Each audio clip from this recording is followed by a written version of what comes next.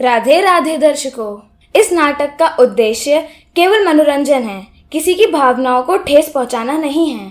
यह कथा काल्पनिक है और इसके सारे पात्र हमारी खुद की क्रिएटिविटी और इमेजिनेशन से हैं।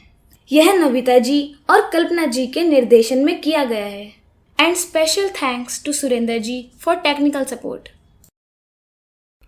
मंच के केंद्र में एक भव्य कक्ष है जिसमें श्री कृष्ण चिंतित और परेशान दिखाई दे रहे हैं। वे इधर उधर चहलकदमी कर रहे हैं। उसी समय वहां बलराम उपस्थित होते हैं और कान्हा की स्थिति देखकर हैरान हो जाते हैं। कान्हा, क्या हुआ तुम्हें? कुछ नहीं दाऊ, बस थोड़ा मन विचलित है। अब ये बात सुनकर दाऊ भैया परेशान हो जाते हैं और सीधा रुक्मणी जी के पास जाते हैं। रुक्मणी, आपको मेरे साथ चलना होगा। कान्हा बहुत ही व्यथित लग रहा है। नाथ, क्या बात है? आप बहुत विचलित और अधीर प्रतीत हो रहे हैं। देवी, तुम नहीं समझोगी मेरी परेशानी का क्या कारण है। नाथ, अगर मैं नहीं समझूंगी तो इस त्रिलोक में कौन है जो आपकी व्यथा समझ सकता है? ऐसा कुछ नहीं है प्रिय, कुछ बातें पत्नी ना ही जाने तो उचित है। रुक्मणी यह सोचती है कि कृष्ण अपनी परेशानी शायद अपनी प्रिय पत्नी सत्यभामा के सामने रखना चाहते हैं। यही सोचकर वह सत्यभामा के पास जाते हैं। रुक्मणी सत्यभामा के कक्ष में प्रवेश करती है। सत्यभामा, तुम यहाँ पर श्रृंगार कर रही हो और वहाँ पर हमारे नाथ चिंतित हैं। अरे दीदी, ऐसा भी क्या प्रलय आ गया? पहले थोड़ा श्रृंगार कर लूं। प्रिय सत्यभामा, तुम श्रृंगार में समय व्यर्थ कर रही हो। शीघ्र चलो, देखो नाथ को क्या हो रहा है। नाथ, ये मैं क्या सुन रही हूँ? आपका मन विचलित है? सत्यभामा, इतनी बड़ी बात भी नहीं है कि तुम अपना श्रृंगार छोड़कर यहाँ पर आओ। नाथ, आप भी ना हमेशा व्यंग करते हैं। नाथ, बता भी दीजिए, अब क्या परेशानी है आपको? ऐसा कुछ भी नहीं है देवियों जो तुम विचलित हो जाओ। इसी बीच नारद जी मंच पर आते हैं। नारायण नारायण, प्रणाम देवी। किस चिंतन में हैं आप दोनों? प्रणाम मुनिवर, अच्छा हुआ जो आप आ गए। अब आप ही हमें प्रभु की व्यथा समझा सकते हैं। भला प्रभु को किस बात की चिंता हो सकती है? भगवान, आपकी व्याकुलता का क्या कारण है? मुनिवर, संभवतः आप जानते हैं मेरी परेशानी का क्या कारण है। परंतु इसे ठीक करने का उपाय सामान्य नहीं है। नारद जी रुक्मणी और सत्यभामा की व्यथा लेकर देवलोक की ओर प्रस्थान करते हैं, जहां तीनों देव ब्रह्मा, विष्णु और महेश जी विराजमान हैं। नारायण नारायण। आओ नारद। प्रणाम महादेव। आप तो तपस्या में व्यस्त रहते हैं, लेकिन सोचा थोड़ा धरती की ओर ध्यान दिला दूं। क्या बात है नारद? प्रणाम नारायण। आप तो योग निद्रा में रहते हैं, लेकिन कभी कभी जागने का मन नहीं करता। कहो नारद, क्या हुआ? प्रणाम परमपिता। आप तो सृष्टि रचने में व्यस्त हैं, लेकिन कोई सृष्टि का संकट ना हो, इसका ध्यान रखना भी तो आप ही की जिम्मेदारी है। आओ नारद, सब कुशल मंगल तो है पृथ्वी पर। नारायण नारायण। प्रभु, आप तो अंतर्यामी हैं, लेकिन कभी कभी लगता है कि आपको हमें याद दिलाना ही पड़ता है कि समस्याओं का समाधान भी करना है। नारद, स्पष्ट कहो, किस समस्या का समाधान चाहते हो? प्रभु, रुक्मणी और सत्यभामा की व्यथा लेकर आया हूं। सोच रहा था कि आप तीनों मिलकर कोई समाधान निकालेंगे, क्योंकि अगर मैंने नहीं कहा तो शायद यह भी योग निद्रा में ही रह जाएगा।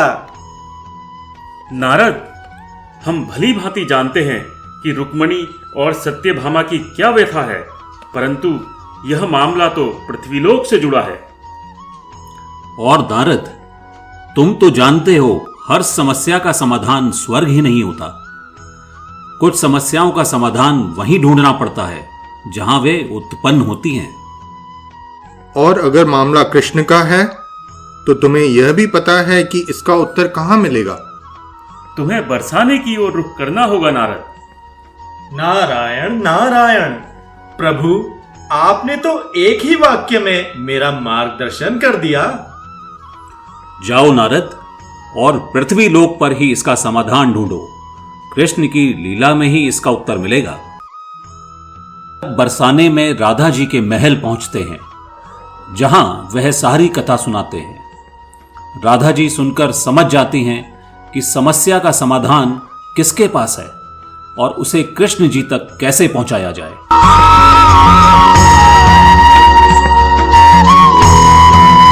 नारायण नारायण, जय राधे। आओ नारद मुनि, मेरा सौभाग्य कि आप यहाँ पधारे।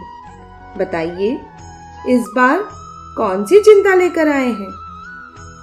राधे, संभवतः आप जानती ही हैं मैं किस प्रयोजन से यहाँ आया हूँ। नारद मुनि, मैं आपकी बात समझ गई। कृष्ण की लीला ऐसी ही है कि वह सभी का ध्यान रखते हैं, परंतु उनके हृदय की स्थिति को समझना आसान नहीं है। तो राधे, इसका क्या समाधान है?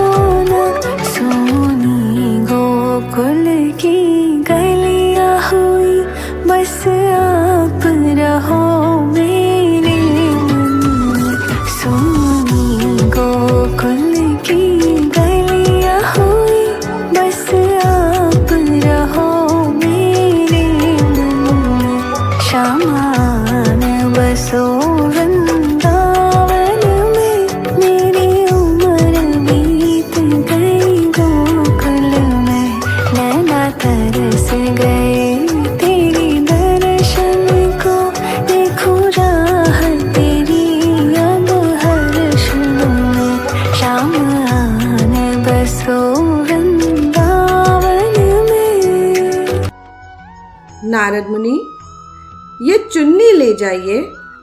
नारद जी चुन्नी लेकर रुक्मणी और सत्यभामा के पास पहुंचते हैं। नारायण नारायण, रुक्मणी, सत्यभामा, राधा जी ने यह चुन्नी भेजी है और कहा है कि इसे प्रभु के सिर पर बांध दे। इसी चुन्नी में प्रभु की व्याकुलता का समाधान है।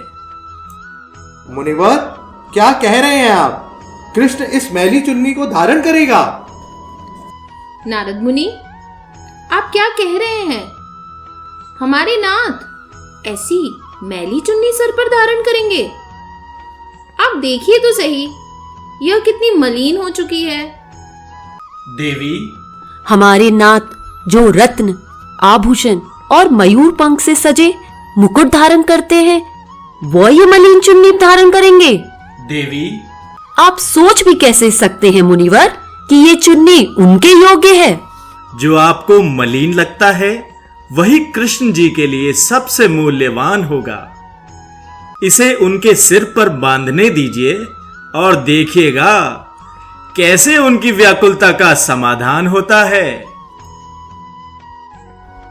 इसी प्रकार सत्यभामा और रुक्मणी कृष्ण के सर पर जैसे ही चुन्नी बांधती हैं, तुरंत उनके मुख पर तेज आ जाता है और व्याकुलता समाप्त हो जाती है। इस कहानी के माध्यम से हम आपको यह बताना चाहते हैं कि जिस तरह कृष्ण के बिना उनके भक्त अधूरे हैं, उसी प्रकार भक्तों के बिना कृष्ण भी अधूरे हैं।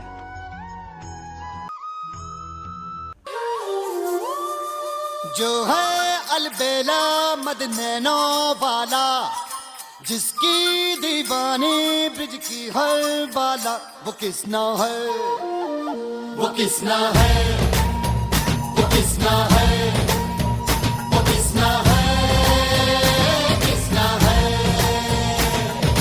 जो है अलबेला मद नैनो वाला, जिसकी दीवानी ब्रिज की हर बाला, वो किसना है, वो किसना है, वो किसना है, किसना है।